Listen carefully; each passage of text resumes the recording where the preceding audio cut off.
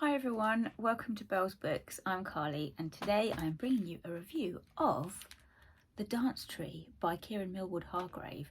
This is a historical fiction set in Strasbourg in 1518 at the time of the Dancing Plague, which is a historical phenomenon that's always intrigued me. I didn't know much about it.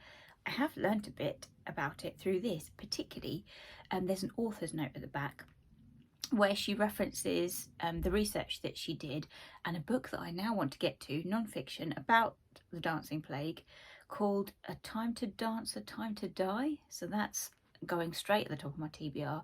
Anyway, I picked it up because the premise fascinated me. I've always wanted to know more about that.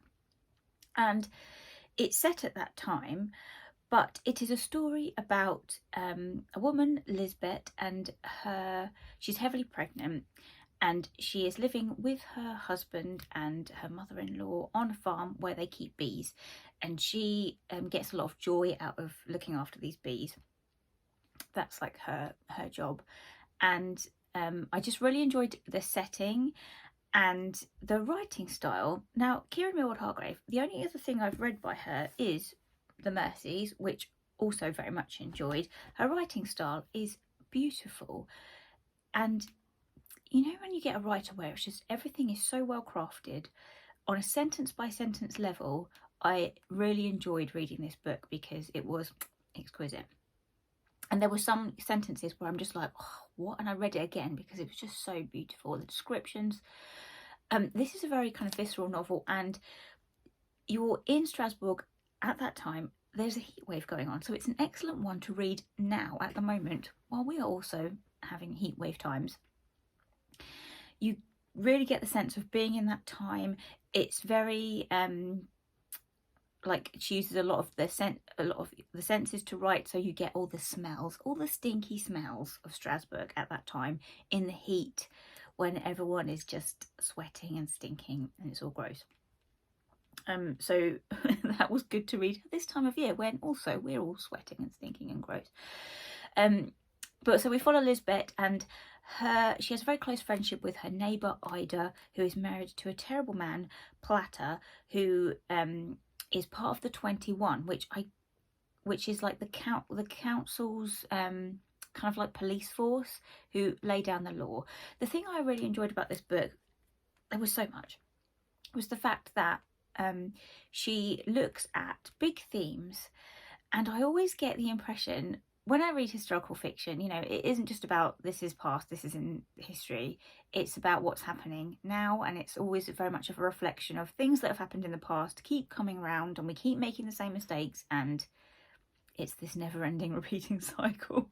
So she's looking at that time the like the overbearing nature of the church, and as a way to control people. So these people in this novel are very much in extreme poverty.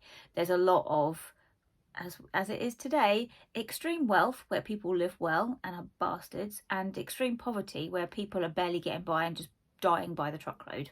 So, you know, it parallels with today. So it's about that. And Lisbeth is really worried about this child that she's carrying because she's had so many miscarriages. So massive trigger warnings in here for child loss. It was quite difficult to read for those parts because she's lost so many babies, and that's very sad, and she's really worried that she's going to lose this baby. But part of her thinking is also ingrained with the way that she's been brought up, again with these beliefs that are like soaked in part of the culture, that you just believe in God and the devil, and you are bound to experience bad things because you're a sinner. And part of Lisbeth's experience is, well, bad things have always happened to me because that's how it is and I'm a bad person. So I really like what she did, like looking at that and the way that these beliefs that are kind of saturated from the church and that are part of this way of life, really the way that they impact on people's lives, and the way it's so difficult for them to kind of be open to other ideas and other ways of living and other modes of thought, which again has a lot of reminiscence of what's happening today. So I thought that was really, really clever.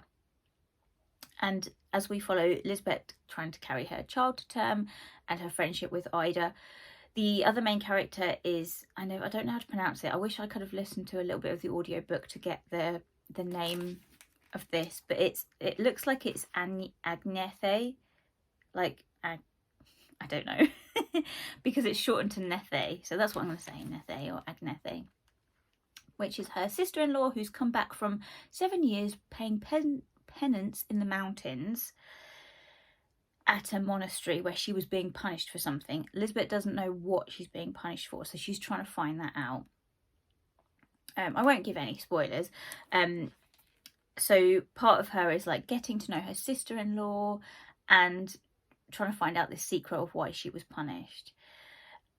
I just really enjoyed every moment of this book. I loved it so much. The writing style was perfect. The story is quite slow paced, but also I think the pacing lent itself to the plot and the characters, because there is a very intense sense of the three main women, Lisbeth, Nethe and Ida, being stuck in place, and the heat really permeates. She's so good at describing the effects of the heat permeating their sense of like stagnating in these roles that they're stuck in as women with no agency, because you could be a wife or not, and you put up with your lot. If you have a terribly abusive husband, you have to deal with it, or if you have a husband that doesn't love you anymore, you just have to deal with it.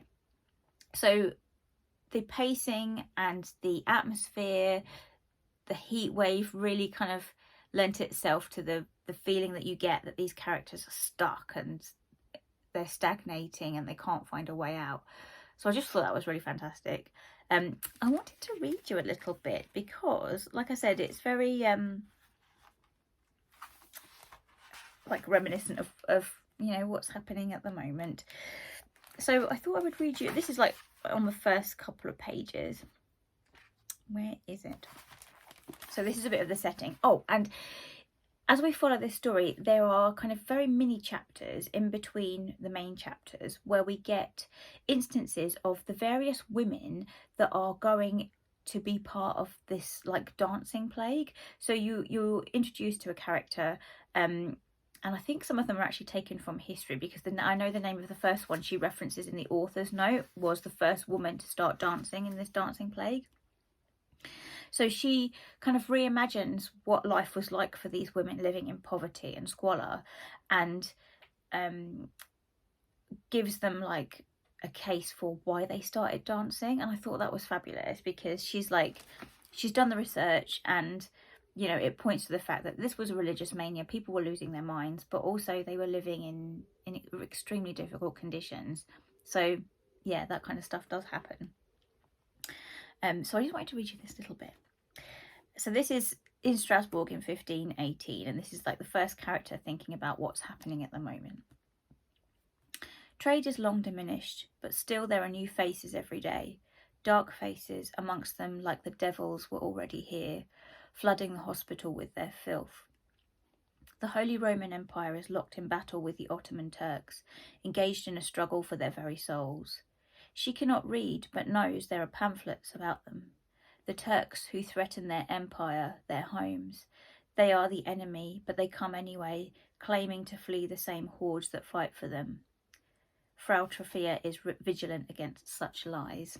I just thought that was so good, because it's like the way that particularly Britain is at the moment with this polarized society of outrage against immigrants and people asking for compassion against immigrants. And I just thought that was so kind of indicative of what's happening now, where we have so many people that like rely on social media for their news and have a lot of misinformation and are projecting like their fears onto the other.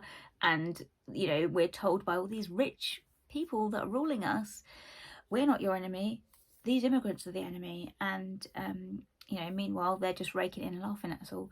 So yeah, I just thought it was very cleverly done, and as is the case with all historical fiction, speaks a lot about our time now and what's happening. So I would highly recommend The Dance Tree. Go and read it, it's fantastic. This is a library copy, obviously, because it's super shiny. But this is one of those books where I'm like, I love this so much, I really want to get my own copy, because I want to go through and highlight those passages like that one I just read. It was fabulous.